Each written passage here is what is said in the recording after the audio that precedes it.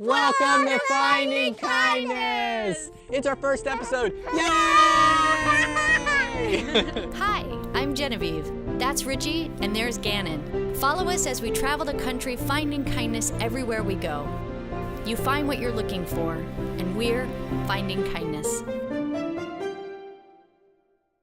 Einstein said the most important decision we make is whether we believe we live in a friendly or a hostile universe.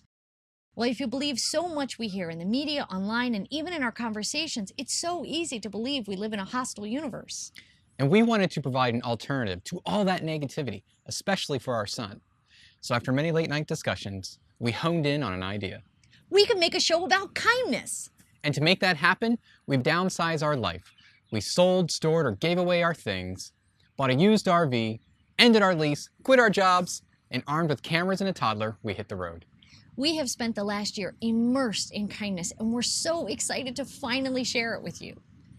We traveled the country finding kindness, but we couldn't leave LA without telling you about our wonderful neighbors, Dick and Joan, and the amazing gift they give to the neighborhood.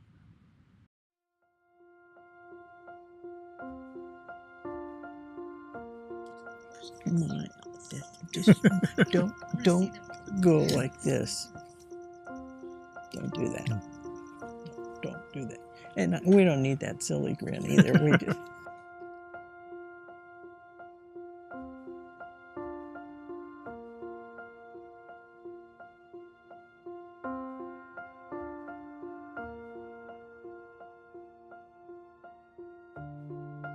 See, I retired in 1991, and she said, well, you're not going to sit around and watch television all day long. You're going to have something to do, a hobby.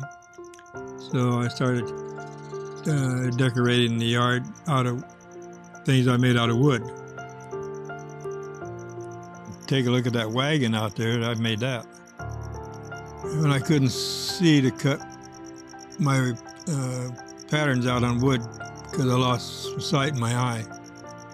And so I had to quit working with the machinery and start buying things that was already made or mainly already made for decoration.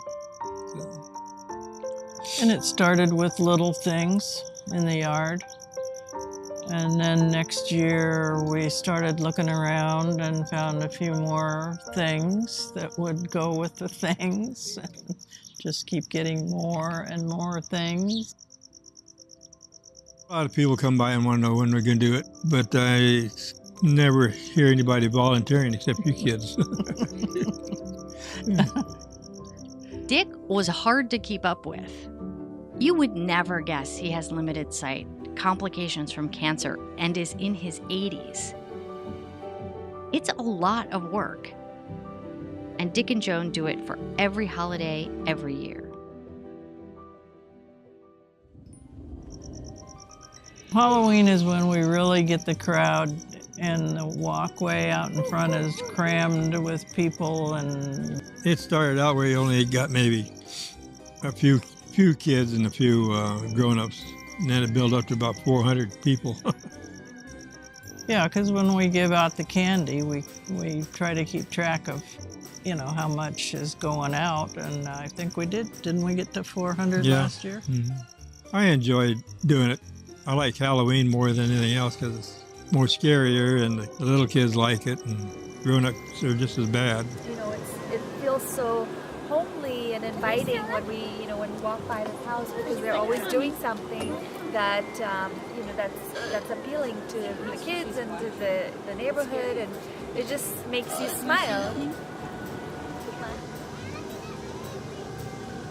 Definitely brightens our day, brightens my children's holiday. For every holiday, this is definitely a go-to place. So we very much appreciate his contribution to the neighborhood and to the community.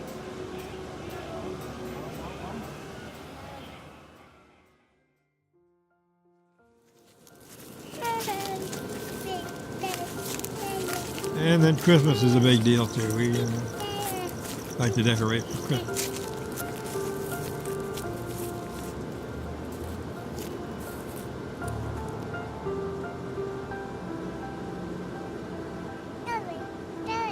That's right, a snowman.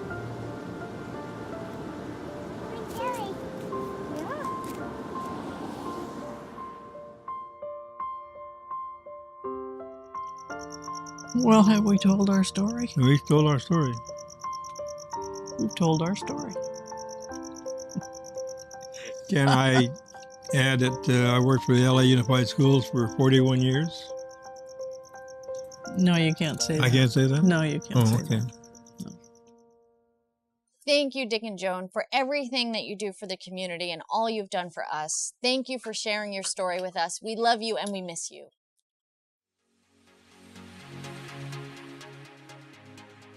Today's kind suggestion. Dun dun dun.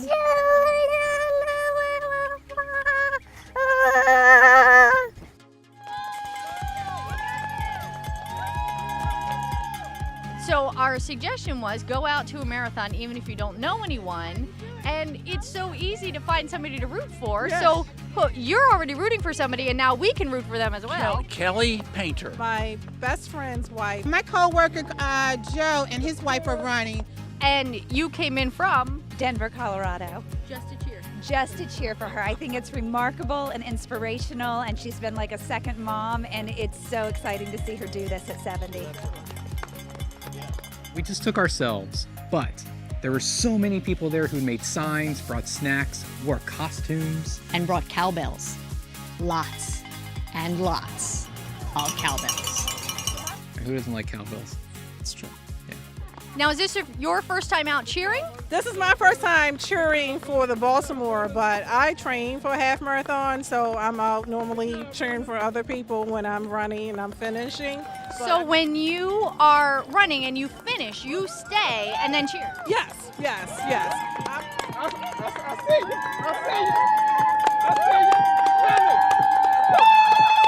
It's exciting, you know. I was actually on the other end in a couple of the races that I've ran, and the crowd support that we got from the community. It's awesome. It makes a big difference. Makes a when you're big running. makes a big difference. Give you a lot of energy. You know, you just want to finish. Yeah. So it's really good to be out here supporting other runners when you're not running. What does it mean to you to have people cheering you on along the route, whether you know them or not? Oh my gosh, it's so encouraging, especially if you're a runner out here by yourself running, because you get lost in the run, and then your mind start telling you that you can't finish. And when you have someone out here cheering that doesn't even know you, encouraging you to move and get to that finish line, it makes a definite difference completing the race. And it's fun, isn't It's it? fun. It's fun. It's really fun. I'm pumped up. That's I'm great. I'm gonna have runner's high after this, and I wasn't running. I'm excited, and I'm not even running. I feel like I should have been out here running today. The runners had already gone 20 miles by the time they got to us, so they definitely deserved cheering. And maybe a little additional encouragement to go an additional 6 miles. I can't even go one. So you see more older people running, exercising. So this just motivates me to maybe one day do the half marathon, not the whole. For me, the magic was making the interaction personal, calling out the name on the shirt or their number, making eye contact, anything so they had no doubt I was cheering just for them. And I was so amazed that anyone took the energy to thank me, verbally, with a fist pump, even a smile. I can't imagine the energy it would take that late in a marathon. And as it turns out, we ended up knowing someone who was running as well. My childhood friends, Rhonda and Jane, were there. Rhonda as a runner and Jane as her #1 supporter.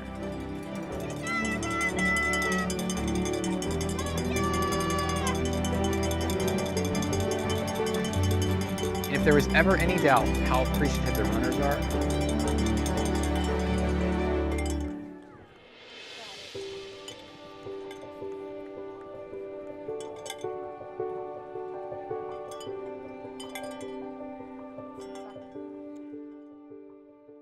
And the next day, we caught up with Jane and Rhonda. Yeah, so you finished? Yes, I finished! Woohoo! No, it was just Jane. How did it feel when you came around and finally saw her? Oh my gosh. So I see her at 20 and just the waterworks turned on. It was so good to see her. I didn't cry at the end of the race. I cried then because I knew when I first saw her, I was like, oh, I got this in the bag. It was just so good to see my sister. was like, I can make it to my sister, you know? So it was an emotional time for me right there. They know in their heart they're gonna be able to do it, but they need somebody else to say you can do it. They have no idea what that little bit of thing does. I mean, they're just like, oh, I'm gonna go out and hang out at the race for like a half hour. I don't know what it does for them, but for me, it boosts my spirits. When the lady that was, she had been on the corner earlier, she had her flag, and she was out there waving the flag, and she was leaving. She came up to me and she said, I had fun today. She said, I don't know any racers. I live 3 blocks away. And she said, the people going by, they touched her flag and they said, thank you for coming out. And she just loved that. She's like, I felt inspired by them. You know, I'm not going to run, but I can at least be out here to cheer them on because they need it. And, you know, it helped her feel better about her day, and they felt better knowing that somebody was looking out for them. So it's just inspiring. You may have never thought of a marathon as a spectator sport or as an opportunity to do a random act of kindness for thousands of people, but it really is. You don't want to go high five.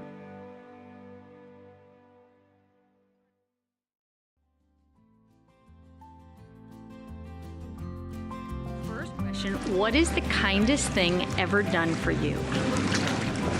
Oh my goodness.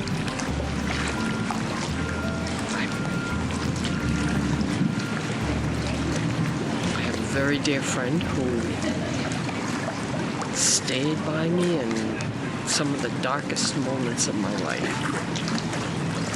And that has to be the kindest act you can ever do for anyone.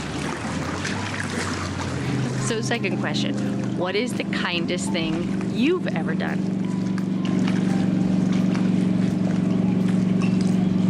My goodness.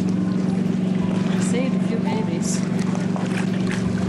Yeah, I worked 25 years in labor and delivery, so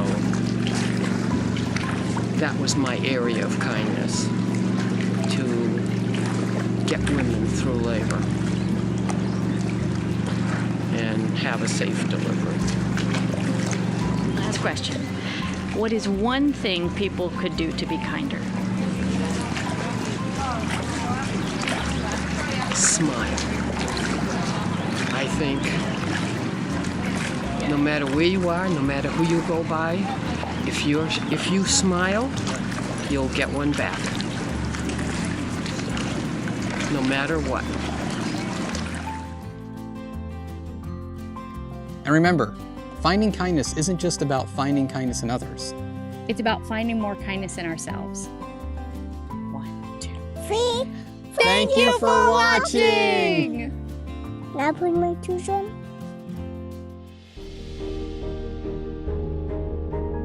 Or a hostile universe. Well, if you leave...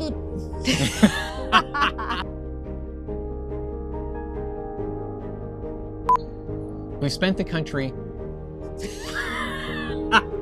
We can't even capture it in words. It's really cool. And I had a lot of fun.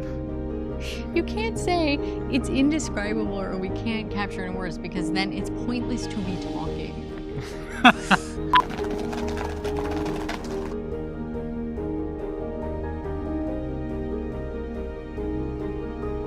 We have spent the country.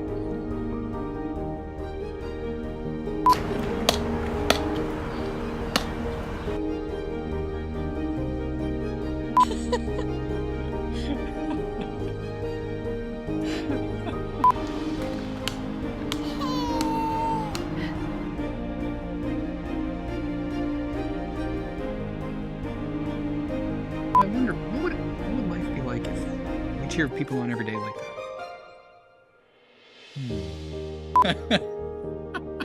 Now it doesn't matter if we get out.